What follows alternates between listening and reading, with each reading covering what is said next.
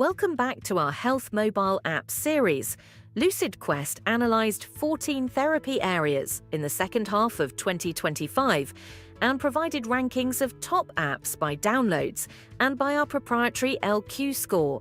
For full rankings and insights, download the complete report. Let's explore the highlights. Alzheimer's disease and dementia app ecosystem is dominated by cognitive training and brain game apps focused on general brain fitness rather than disease-specific support, with limited scientific referencing and few validated interventions. Arthritis apps primarily focus on pain tracking, symptom diaries, and daily self-management, using medical language but offering mostly high-level evidence and limited clinical integration. Cardiovascular disease apps form one of the largest and most crowded ecosystems, centered on heart rate, blood pressure, ECG, and wearable monitoring, yet largely remain tracking tools rather than decision support solutions. Crohn's disease, IBD, and ulcerative colitis apps operate in a small, medically framed ecosystem emphasizing symptom, diet, and medication tracking to support self-management rather than ongoing clinical oversight.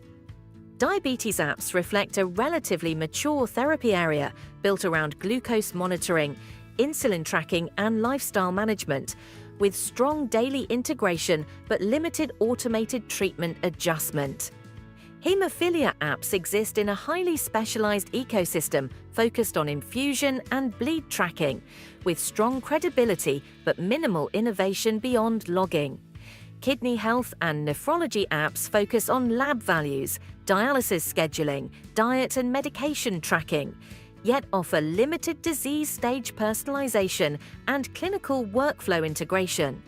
Major depressive disorder apps occupy a broad, consumer-oriented landscape centered on mood tracking, CBT-informed exercises, and self-help content, with limited formal validation or mental health care integration.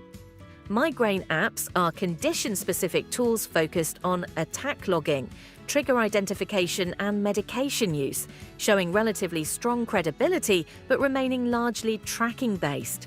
Multiple sclerosis apps form a small, specialized ecosystem addressing symptom, fatigue, and relapse tracking, though most remain patient-led with limited clinician-facing functionality.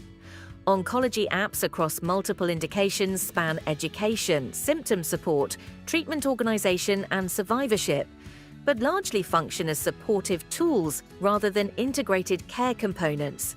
Parkinson's disease apps primarily support symptom and medication tracking, with minimal integration into care pathways.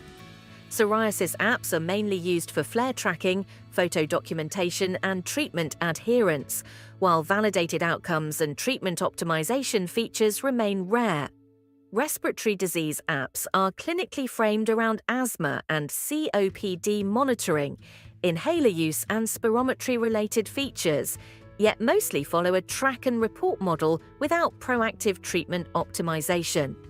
Across therapy areas, the app's ecosystem is mature in tracking but underdeveloped in clinical integration, validation, and outcome-driven intervention. To access complete rankings, validation data, and strategic insights, download the full LucidQuest report. Contact us at info@lqventures.com for expert insights, and don't forget to like, share, and subscribe for more updates.